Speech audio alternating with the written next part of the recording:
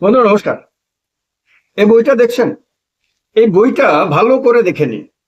আমি এই আগামী কয়েকদিন পর পর যে ধারাবাহিক অনুষ্ঠানগুলো আপনাদের সামনে তুলে ধরবো, আমি পারলে আপনিও পারবেন এই সেগমেন্টে। তাতে এই বইটার অনেক বড় গুরুত্ব আছে। এই বইটা মানে দ্য ইন্ডাস্ট্রিয়াল ডিসপিউটস অ্যাক্ট 1947। এই বইটা আপনাদের জীবনেও ভীষণ রকম গুরুত্বপূর্ণ। আপনি ছাত্র হন, আপনি প্রাইভেটে চাকরি করেন, হতে পারে আপনি 13 বছর বয়সের, 13 বছর থেকে ওপরে যত বছর বয়সী হোক না কেন, আপনার জীবনে কোনো না কোনোভাবে এই যে ধারাবাহিক প্রোগ্রামগুলো হবে, যেখানে এমন সমস্ত কথা তুলে ধরা হবে যেগুলো এর আগে হয়তো শোনেননি, সেগুলো আপনাদের কাজে লাগবে, নিঃসন্দেহে কাজে লাগবে।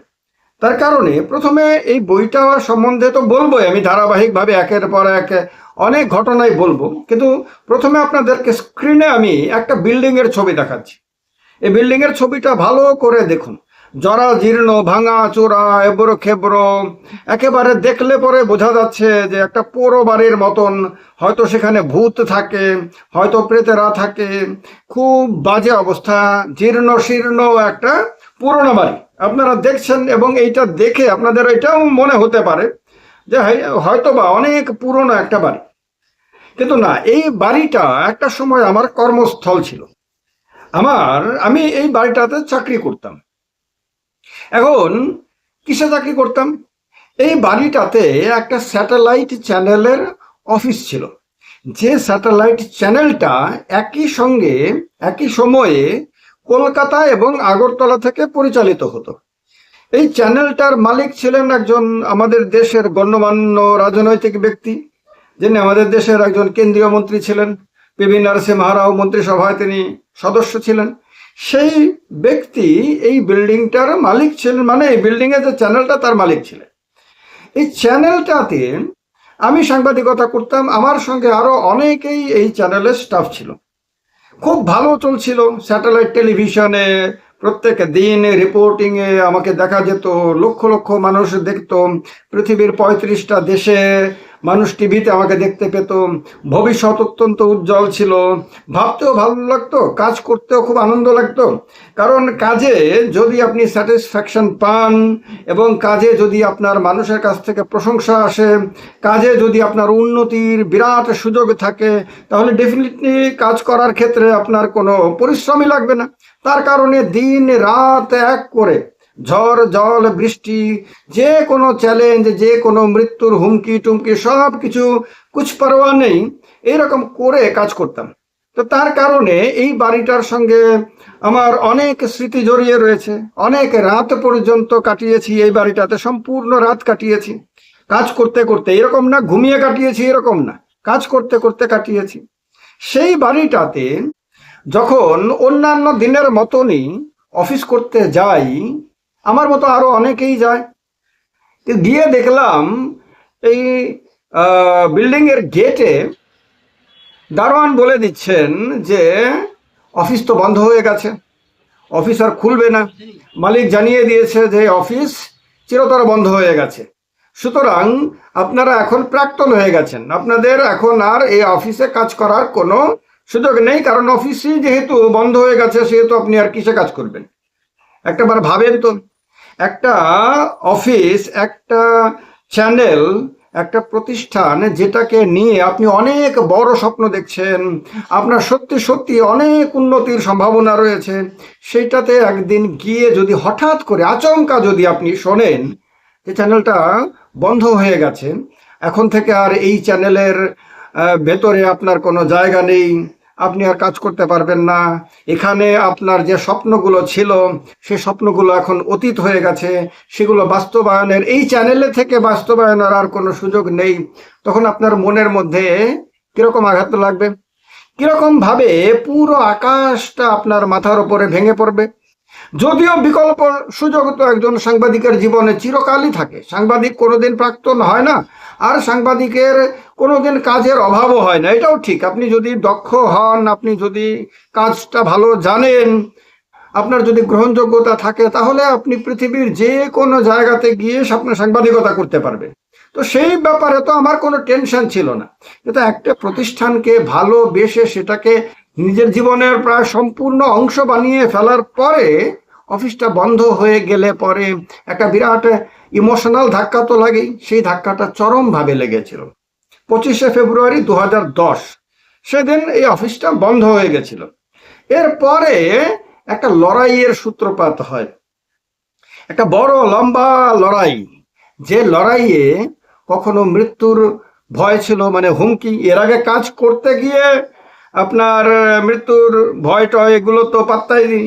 এবার কাজ শেষ হয়ে যাওয়ার পরে, চ্যানেল বন্ধ হয়ে যাওয়ার পরে অন্য রকম আপনার হুমকি আসতে থাকে। কখনো সামাজিকভাবে বদনামের হুমকি, নানান রকম ভাবে হাসি ঠাট্টা ব্যঙ্গ বিদ্রুপ ইত্যাদি নানান ধরনের চ্যালেঞ্জ, মনোবল ভেঙে চুরমার করে দেওয়ার নানান ধরনের চেষ্টা, একেবারে কোণঠাসা করে দেওয়ার জন্য নানান রকমের কৌশল অপকৌশল, এর নানান কিছু। এই 25শে ফেব্রুয়ারি 2010-এর পরে যে লড়াইটা শুরু হয়, লম্বা লড়াই, তাতে এই সমস্ত কিছু আবার নতুন করে ফেস করতে হয়। তো এই সমস্ত কিছু এই কারণে এই ধারাবাহিকভাবে স্পেশাল শোতে যে আমি পারলে আপনারাও পারবেন কেন, তা একের পর এক ধারাবাহিক ভালো করে শুনতে থাকলে আপনি বুঝতে পারবেন। আর আপনাদেরকে আমি শুরুতেই বলে দিই যে আপনি যে বয়সেরই হন না কেন, হতে পারে আপনি অতি অল্প বয়সের, হতে পারে আপনি মাঝ বয়সের, হতে পারে আপনি একেবারে প্রবীণ, কিন্তু আমি আপনাকে বলবো যে এই ভিডিওগুলো, এই ধারাবাহিক শোগুলো আপনি একা একা তো দেখবেনই, কিন্তু পাশাপাশি এগুলো শেয়ার করবেন যাতে বাড়ির অন্যরাও 13 বছর বা তার বয়সের বেশি যে কেউ যাতে দেখতে পারে। কারণ হলো এই শোতে একের পর এক ধারাবাহিক সেগমেন্টে আমি যে কথাগুলো বলবো সেগুলো প্রত্যেকটি মানুষের জীবনে অত্যন্ত গুরুত্বপূর্ণ। কারণ হলো কি রকম লড়াই আমাকে করতে হয়েছে, আমার সঙ্গে আরো কেউ কেউ ছিল, কিন্তু লড়াইয়ের নেতৃত্ব যেহেতু আমি দিয়েছি, যেহেতু ফেস হিসেবে সামনে আমি থেকেছি, সেহেতু চ্যালেঞ্জগুলো আমাকে মানে বলা যায় যে 95% মোকাবেলা করতে হয়েছে। তো সেই চ্যালেঞ্জগুলো কিভাবে মোকাবেলা করেছি সেই কথাগুলো আপনাদেরকে বলবো। তার কারণে হতে পারে আপনার জীবনের অসংখ্য সমস্যার সমাধানের রাস্তা আপনি এই শোতে আপনি পেয়ে যাবেন। এবং যেরকমভাবে আমি আমার বইয়ে লিখেছি, আপনারা ডেসক্রিপশনে বইয়ের লিঙ্ক পেয়ে যাবেন। হিন্দি, ইংরেজি এবং বাংলা 3টি ভাষা আলাদা আলাদাভাবে বই আমার ইবুক আকারে পাবলিশ হয়েছে। 2টো বই অ্যামাজনে প্রকাশিত হয়েছে, একটি পুঁথি.com-এ প্রকাশিত হয়েছে। এবার বাংলাতে যে বইটার শীর্ষক হলো আমি লড়াই করে জিতেছি, সেটাতে তো আপনারা পেয়ে যাবেনই কাহিনী, কিন্তু এখানে আপনারা পাবেন যে কিভাবে এই চ্যালেঞ্জগুলো এসেছে, সেই চ্যালেঞ্জগুলো আমি মোকাবেলা করেছি এবং সেগুলো আমি ওভারকাম করে এগিয়ে গেছি। এগুলো আপনাকে আপনার চ্যালেঞ্জ মোকাবেলা করার ক্ষেত্রে আপনাকে সাহায্য করবে। নিঃসন্দেহে আপনি নানান রকমের চ্যালেঞ্জ জীবনে মোকাবেলা করতে গিয়ে অনেক সময়ই হতাশ হয়ে যান, নিরাশ হয়ে যান, সামনে কোনো রাস্তা দেখেন না, একেবারে নিজেকে অসহায় বলে ভাবেন, কিভাবে এগোবেন, কি করবেন, কি করা উচিত না ইত্যাদিগুলো ভাবেন। বিশেষ করে আদালতের কথা ভাবলে তো মানুষের বুকের মধ্যে কাঁপুনি ধরে যায়, সাধারণভাবে আমাদের দেশের নাগরিকদের মধ্যে। সেই অবস্থাগুলো মোকাবেলার অনেক সূত্র, অনেক দিশা নির্দেশ আপনারা এই সেগমেন্টে, এই শোতে পেয়ে যেতে পারেন। তো তার কারণে আজকে শুধুমাত্র এই বইটি দেখিয়ে, এই প্রাথমিক কথা বলে শোর প্রথম পর্ব শুরু করলাম। দ্বিতীয় পর্ব, তৃতীয় পর্ব, চতুর্থ পর্ব, এভাবে একের পর এক পর্ব আসতে থাকবে। রিয়েল লাইফ স্টোরিতে এভাবে ধারাবাহিকভাবে আপনারা পাবেন অনেক ঘটনা যেগুলো আপনারা জীবনে হয়তো কোনোদিন শোনেননি পর্যন্ত, সেগুলোও তুলে ধরবো। অনেক ধরনের চ্যালেঞ্জ এবং সেই চ্যালেঞ্জের সময়কালটা কীরকম ছিল, বন্ধু যারা তারা কোথায় ছিল, শত্রুদের রূপগুলো কীরকম ছিল, এই সমস্ত কিছু আপনারা জানতে পারবেন। অনেক প্রশ্নের উত্তর আমার এই আলোচনা থেকে আপনারা পেয়ে যাবেন। ভালো লাগবে আপনাদের, গ্যারান্টি দিয়ে বলছি। তার কারণে চ্যানেলটাকে যারা এখনো সাবস্ক্রাইব করেনি, সাবস্ক্রাইব করে নিন রিয়েল লাইফ স্টোরিকে। আর এই ভিডিওটাকে শেয়ার করে দিন। আপনার যত পরিচিত বন্ধু বান্ধব রয়েছে, যাদেরই এগুলো জানা দরকার বলে আপনার মনে হয়, যাদেরই মনোবল বাড়ানোর ক্ষেত্রে, মোটিভেট করার ক্ষেত্রে, ইন্সপায়ার করার ক্ষেত্রে, এম্পাওয়ার করার ক্ষেত্রে এই ধরনের আলোচনা দরকার বলে আপনার মনে হয়, তাদের কাছেই ভিডিওটা শেয়ার করবেন। সঙ্গে থাকবেন। নমস্কার।